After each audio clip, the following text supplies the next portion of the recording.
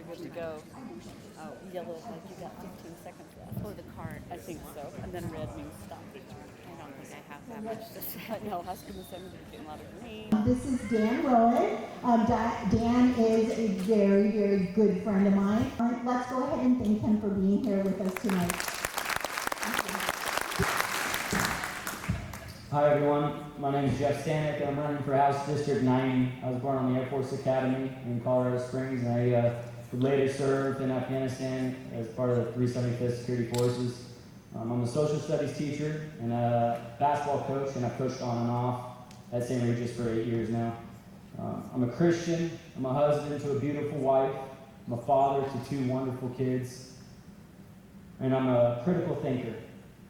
And I fully support our Bill of Rights and our Constitution. And I want less government control, I want less government regulation, and ultimately I want less taxation. And this brings me to the reason why I'm running. We currently have a representative in District 90 that has voted to increase the size of government and to increase property taxes on certain individuals.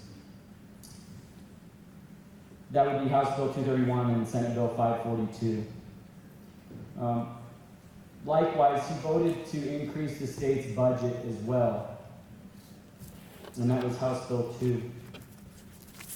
Additionally, he voted to not allow parents to have a choice in their children's education, which was House Bill 320. And that's near and dear to my heart because I have 2 little kids that I would like to decide the future of their education. And this comes from somebody who teaches at a public school. So ultimately, I would not be running for office if we had a representative in District 90 that was truly conservative. And if elected, I promise to use my vote to defend your liberties, your money, and you. I want smaller government, lower taxes, personal freedoms for us and our posterity.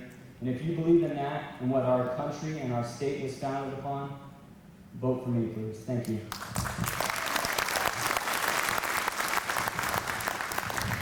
Good evening. My name is Kelley Durbin Williams. It is my honor to be sitting between these rock stars. I'm also running for House District 90. I met both of these gentlemen in our last campaign for Senate. I respect them both very much. I appreciate you bringing those points. I want you to know one of the issues they're starting to flirt with is also sales tax. And one of my concerns, I am not for that, just so you know, and I think it's going to be an interesting conversation that's coming that we need to be paying attention to. So anyway, I live in Houston. I'm on the West Valley Community Council. I have lived 27 years in Montana just because it matters to you, and the rest in Kansas. Good news, nobody's ever threatened by Kansas. That's actually what helped me build my business. I am Mismo Gymnastics in Missoula. I built it from the ground up. I've been in business 25 years. I'm proud to say as a small business owner that I refuse to sell out to an equity firm. And I'm also deeply concerned about equity firms purchasing our small businesses in Montana. This is a lot of things coming. Another one is data centers and AI. I attended the event in Bonner. I'm also worried about digital currency and microsurveillance and some other issues. So I'm not as much as interested in talking about my past as I am our future. Cochran gave me some grief when I walked in and said, what are you guys doing? You don't have time, you run a business. For the record, he was messing with me, by the way. For the record, most of us in Montana still run small businesses, and we need to keep that alive. So, thank you.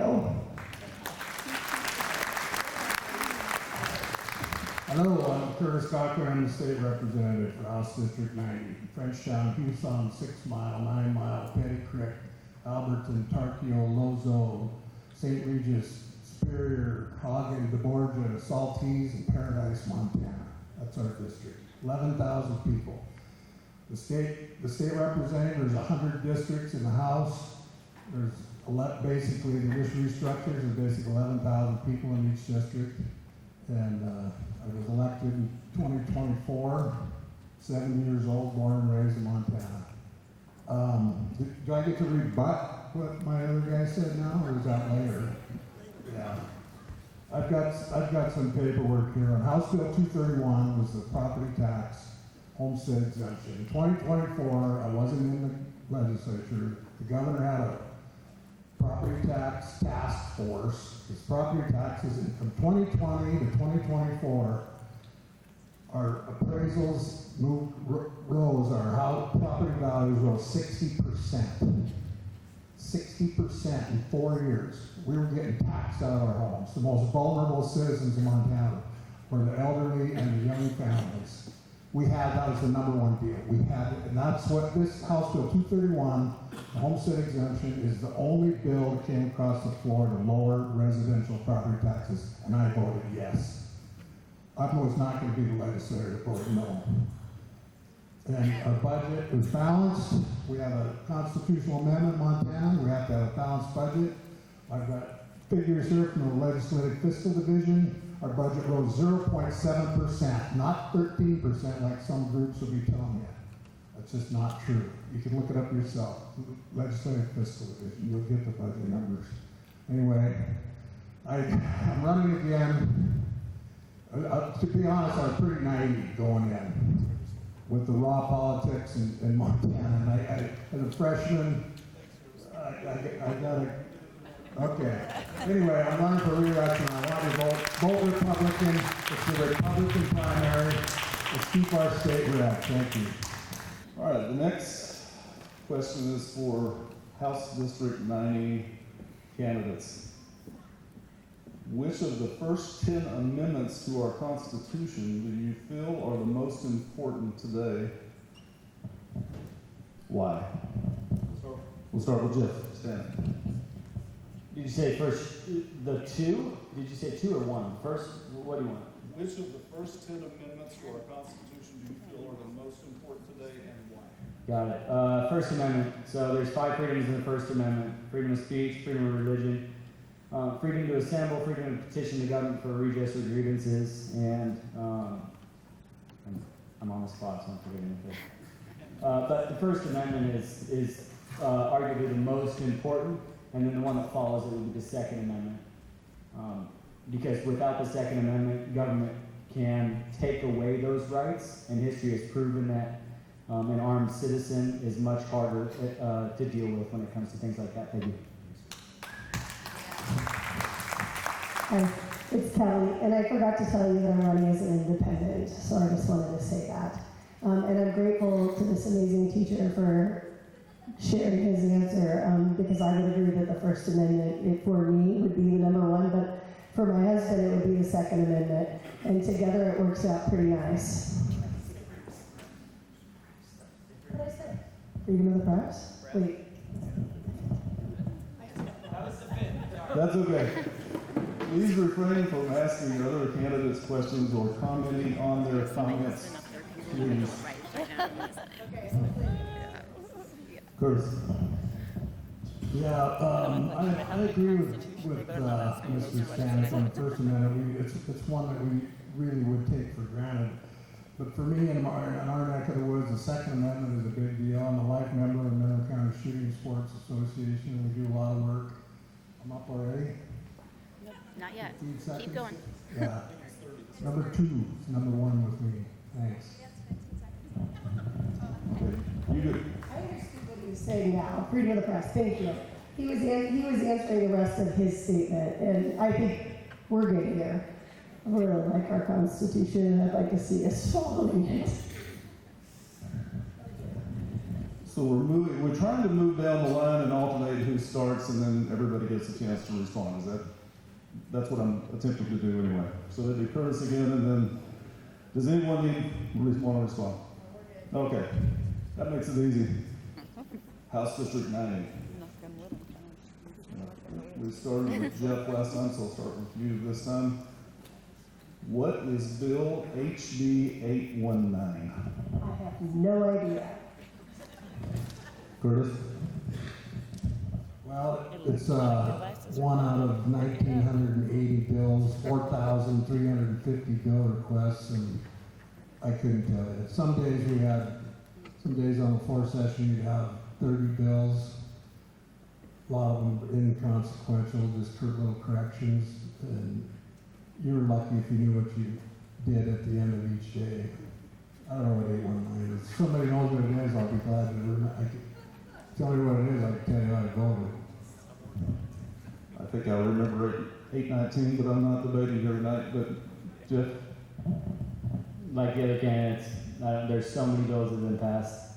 I'm uncertain. If there's anybody that can let us know, and we address it. I got some words. However, I am not going to be on your first ballot. I don't show up until the end. And if somebody wants to educate me on 819, I'm happy to do my homework. Curtis, do you have anything else? Jeff? HG90 again. Incumbent, you claim to have helped youth. I've seen nothing you have done. Tell us now, what have you done? Jeff, what will you do? Well, if you're talking about youth and our kids, I'm a staunch supporter of public schools. We passed the STARS Act, the Starting Teachers Pay Plan that the governor came up with. We passed some vocational training money that goes clear down to the junior high level. I guess mainly my commitment to public schools. I mean, this job's been an honor in my life, and This job is about interrupting people. Jeff? So as far as what I've done for youth, I've devoted pretty much the last decade of my life in the classroom and coaching. Currently, I volunteer 2 hours every week in the mornings with some select basketball players. And that's not on the clock. It's just because I love those kids and I care about that relationship. As far as plans for the future for helping them, I would definitely have voted in favor of House Bill 320, which is education choice for parents. Thank you.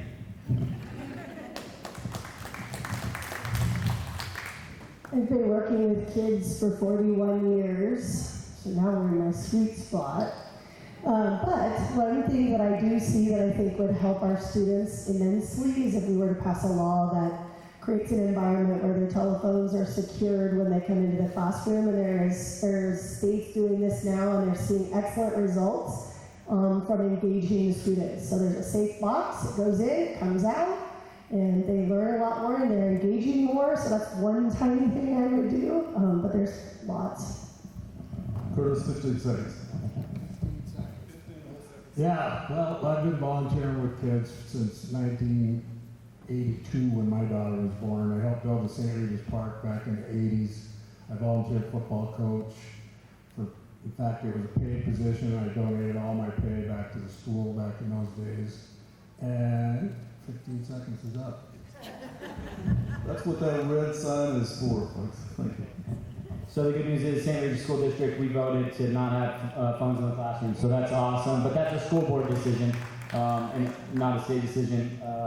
As far as House Bill 320, that was a really, really important one for all you parents out there, because it was going to allow you to make a choice for your kids where they go to school, homeschool, private school, public school. Thank you.